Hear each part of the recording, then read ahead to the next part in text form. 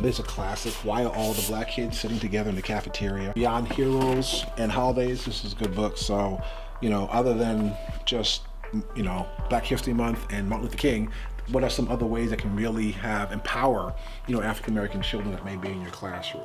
One, this is sort of my favorite, Miseducation of the Negro. This was written 100 years ago by Carter G. Woodson. Are you familiar with that name, Carter G. Woodson? He is the father of Black History Month.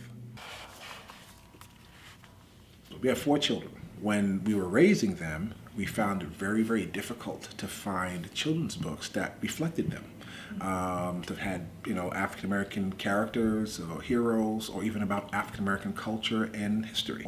Our youngest 3 were in middle school at that time, and they started to come home being pretty dissatisfied with what they were being fed. There was rarely any mention of African Americans or contributions, and if it was, it usually was relegated to two areas: slavery and civil rights. We learned that other parents also had the frustration.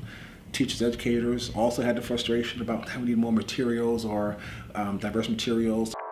This is my 3rd year in the library, and so every year I buy from them. It's hard to say just how many books. A lot.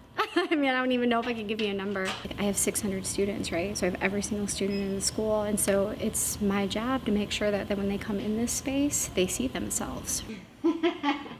Out of that came Eyeseeme. And even the name, right? We wanted children to see themselves, in the literature that they read. I know I read the children's books all the time. I can't just rest and let that be okay, on the status quo. I can't say enough about the store. I spend the majority of my time here because the store offers us the doorway for us to say, okay, what do you want to do? Or what do we see ourselves as? To me, that's priceless.